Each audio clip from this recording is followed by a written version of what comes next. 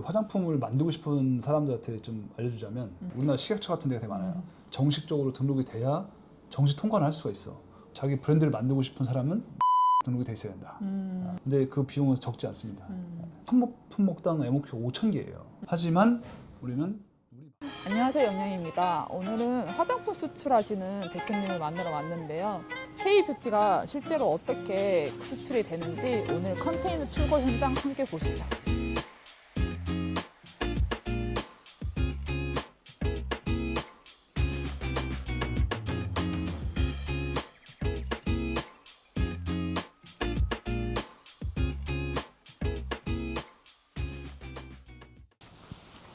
와, 여기가 저희 창고예요. 창고. 100평 정도 되고요. 마당은 한 400평 됩니다. 여기 자연 녹지라서 용적률 20%밖에 안 나와서 총 500평에 건물은 100평. 총 500평이네요. 네. 근데 컨테이너 작업을 하려면 입구부터 마당이 꽤 넓어야 돼요. 40피트짜리 컨테이너 작업하려면. 그래서 여기는 B2B하고 B2C를 여기서 물류를 다 하는데 보통 화장품 유통하는 사람이 B2B 하는 사람들은 B2B만 하고 B2C 하는 사람들은 B2C만 합니다. 근데 저희는 B2B, B2C를 다 해요. 근데 국내 거래는 안 하고 B2C도 일본 쪽 큐텐하고 국내 거래는 아예 안 하세요? 네, 국내 거래는 안 합니다. 대신에 이제 간접 수출로 해서 영세 거래, 보가세 안 끊고 거래하는 것들은 국내 거래도 하긴 하죠. 근데 그 사람도 무조건 해외 나가는 조건이에요. 국내는 하면 저희가 위반돼서 안 해요. B2C는 이쪽에 제품을 놓고 피킹을 여기서 해요.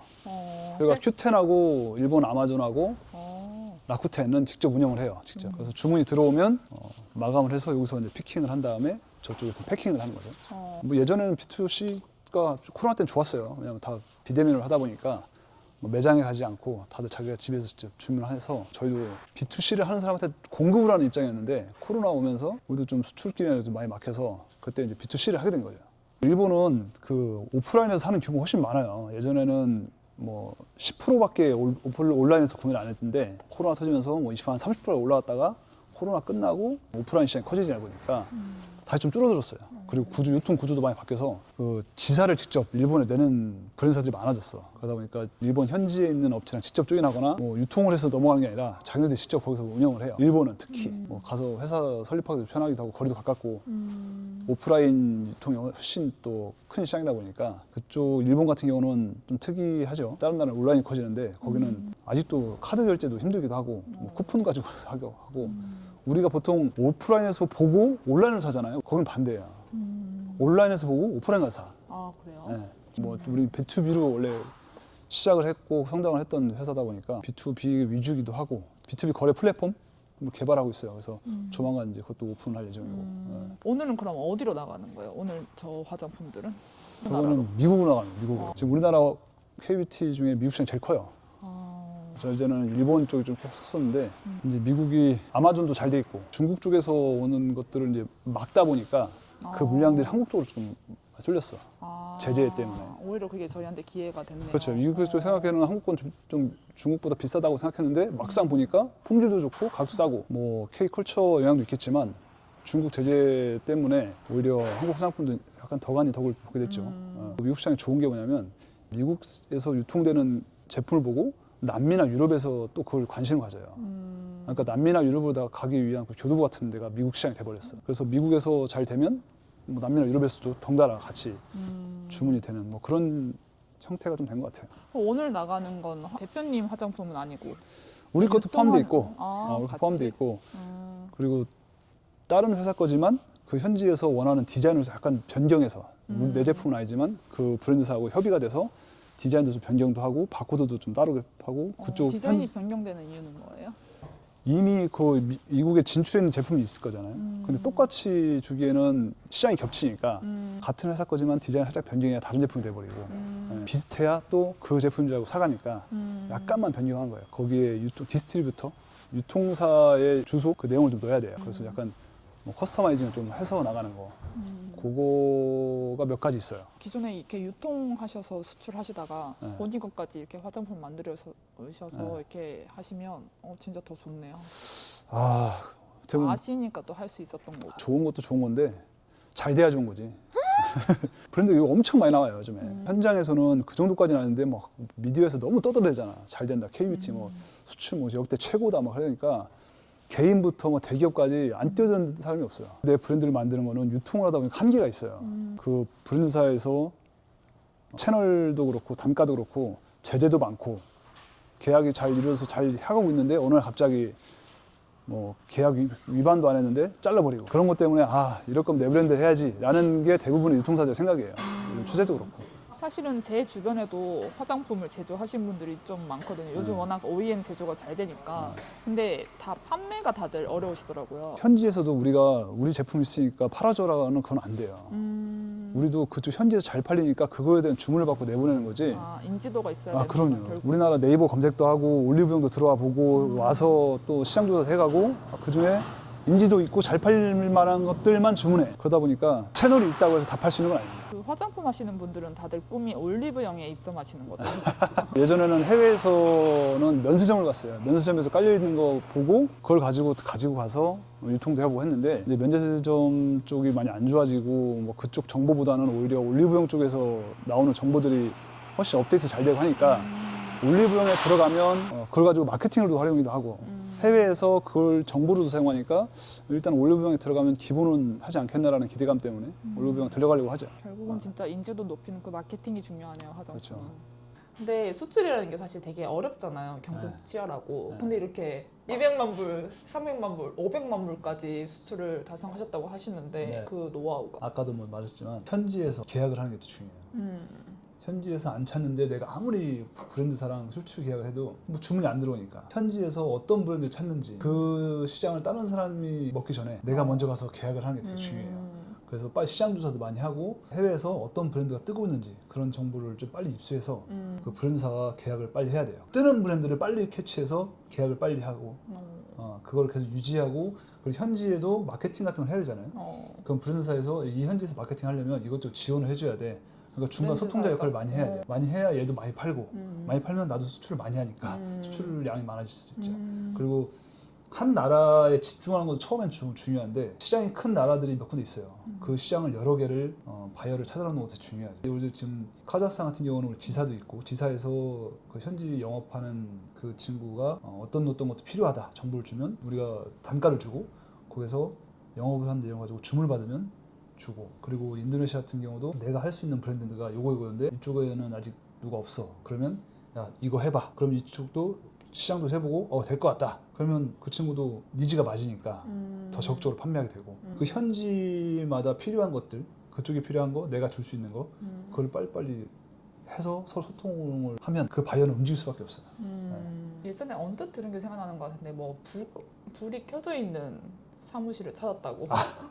그때는 이제 화장품을 제가 잘 모르고 뭐 화장품을 소싱을 해서 내가 팔 수 있는 것들이 있는데 팔 사람이 없잖아 고객이.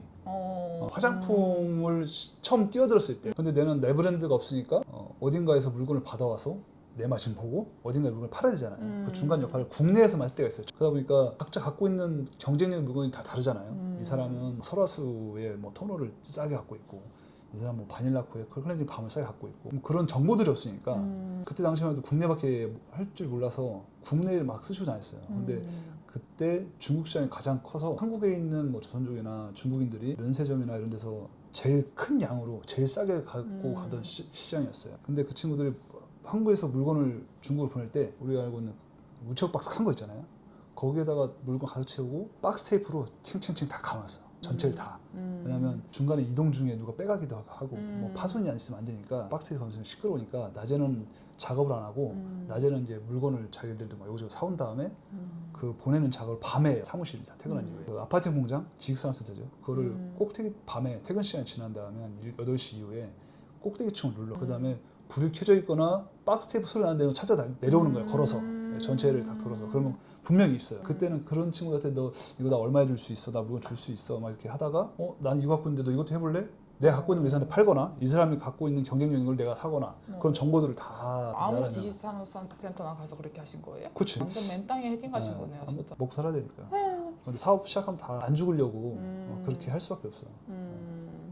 그 과정이 있어서 지금까지 오실 수 있었던 거네요. 또 나름 또 재미도 있었어요 그때는. 화곡동 도매시장에 그 같은 도매거리인데 여기에서 떼다가 여기서 판 적도 있어요. 그냥 같은 거리에 있는데 근데 서로 정보가 없고 나만 아는 정보니까 맞아요. 유통이 다 정보 싸움이에요. 바이어가 어디 누가 있는지 누가 얼마나 좋고 싼 물건 갖고 있는지 그 정보를 가지고 내가 판단해서 매입하고 매출 발생시키고. 근데 항상 이렇게 좋지만은 않았을 텐데 네. 좀 힘든 적도 많으셨을 텐데 힘든 적은 힘든 없으셨어요? 적은 없었다기보다는 처음 시작하고 작년까지 매출이 한 번 떨어진 적이 없어요. 계속 우상향으로 계속 가서 매출이 한 번 떨어진 적이 없는데 올해 좀 많이 좀 꺾인 게 있죠.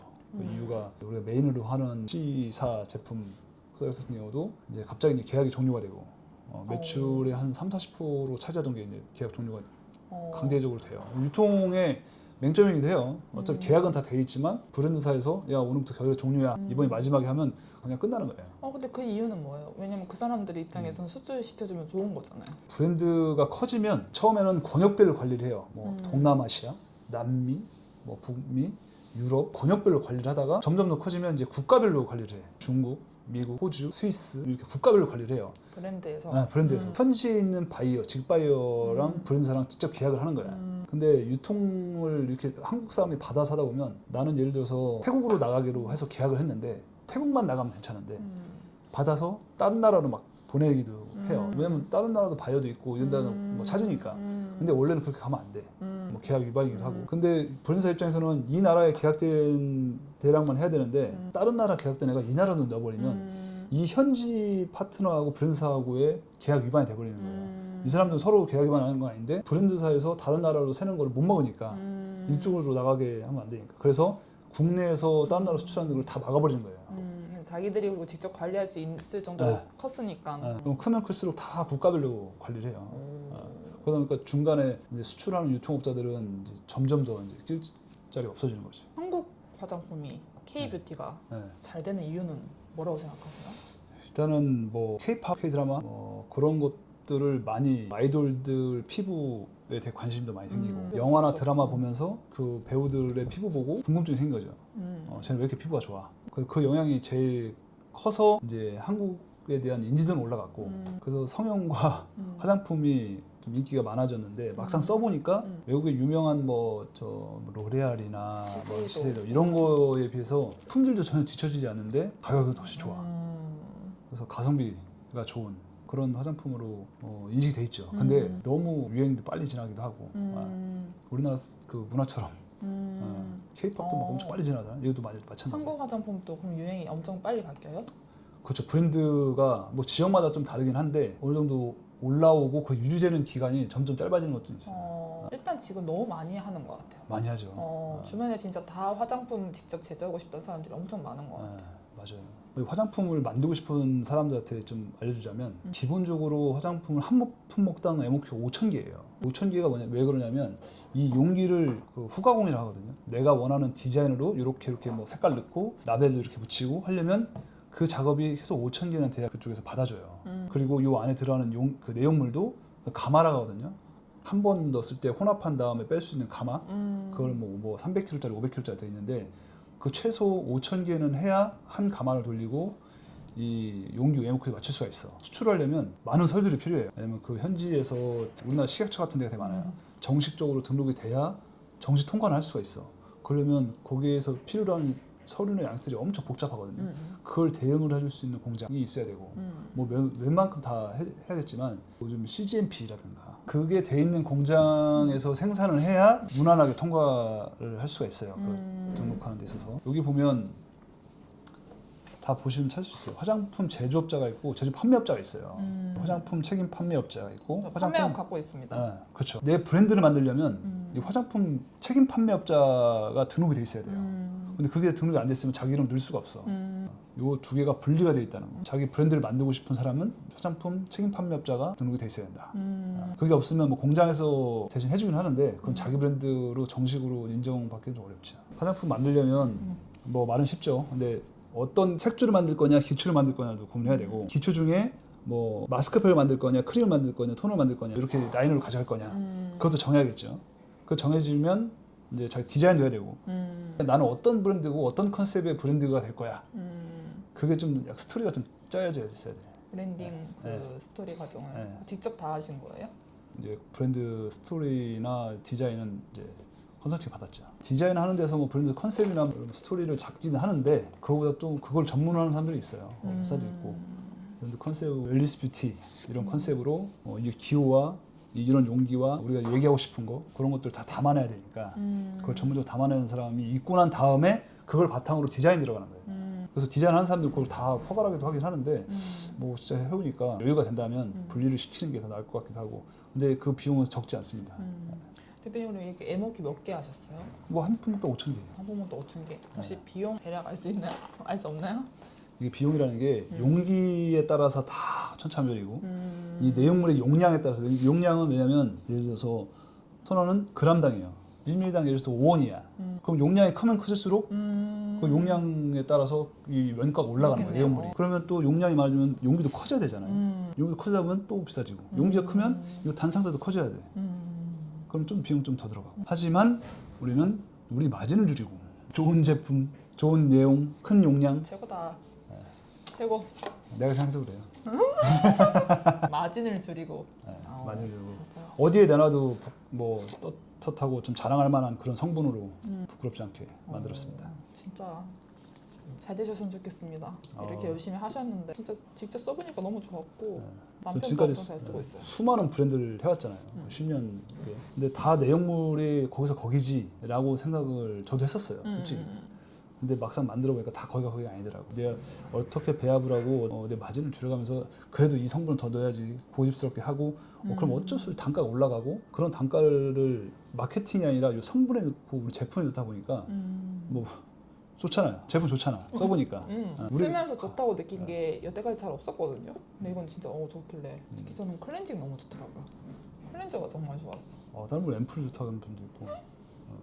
그러니까 앰플도 좋고 다 좋은데 이게 클렌저가 진짜 매끌매끌한데 너무 깔끔하게 잘 씻겨나가고 너무 촉촉하니까 제가 엄청 건조한 스타일이거든요. 근데 클렌저하고 촉촉하는 느낌을 받은 게 처음이어갖고 용량도 많아서 한참 써도 됩니다. 맞아요. 아직도 쓰고 있습니다.